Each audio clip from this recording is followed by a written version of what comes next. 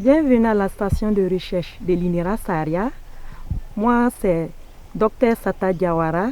Je suis chercheur en biologie et écologie végétale au département environnement et forêt de la dite station. Ici, nous sommes au niveau d'un dispositif expérimental sur la banque fourragère. Je vous invite d'ailleurs à visiter les dispositifs avec moi.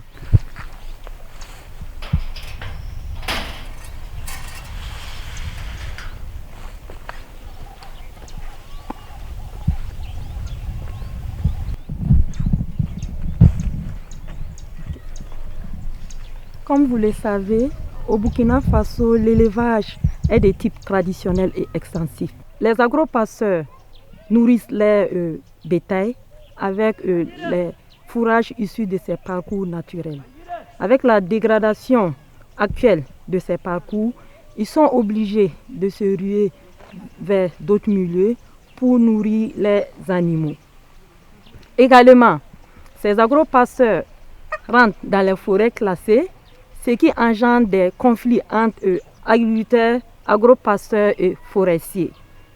Pour remédier au déficit fourrager et au conflit entre les éleveurs et les forestiers, nous avons trouvé important de divulguer la technologie banque fourragère auprès des agropasteurs de la région du centre-ouest.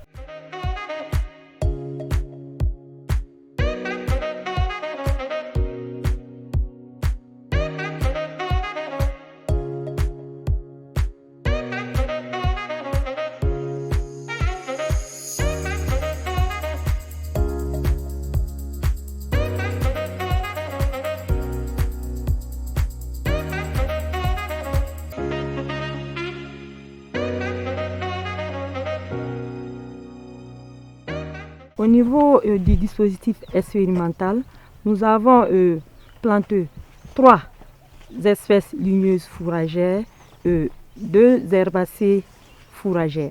Au niveau des ligneuses, c'est Leucaena leucocephala, Gliricidia sepium et Afzelia africana qui ont été installés dans la banque fourragère. Au niveau des herbacées, c'est Sympopogon schoenanthus, Vetiveria nigritana et Andropogon gaianus qui ont été installés.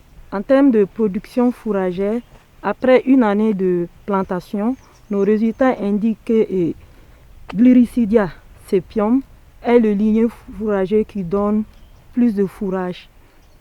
En termes de valeur nutritive également, c'est la même espèce qui a donné la plus grande matière azotée.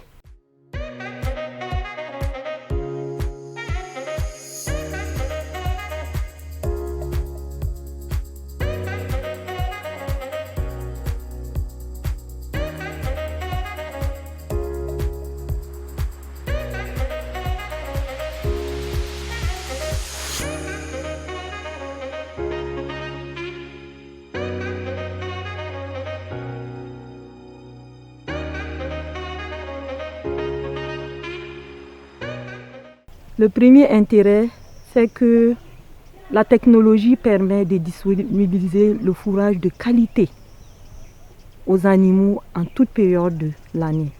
Parce qu'on sait qu'au niveau des parcours naturels, après la saison des pluies, les herbacées s'achèvent.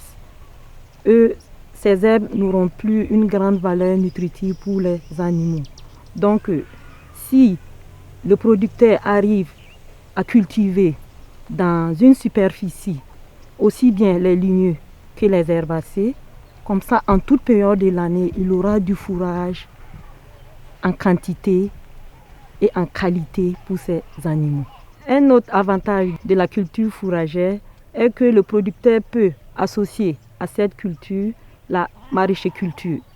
Et cette maraîchiculture va lui donner des légumes qu'il pourra utiliser pour sa propre consommation ou vendre sur la place du marché.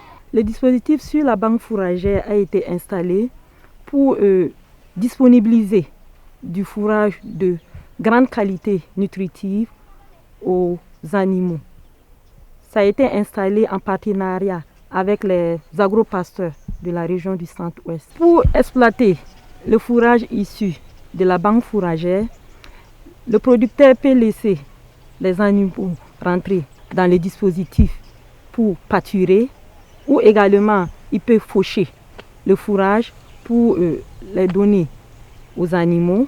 Également, il peut utiliser le fourrage pour le conserver et le transformer en foin qu'il pourra revendre en période de soudure. C'est le ce que tu as ouvert.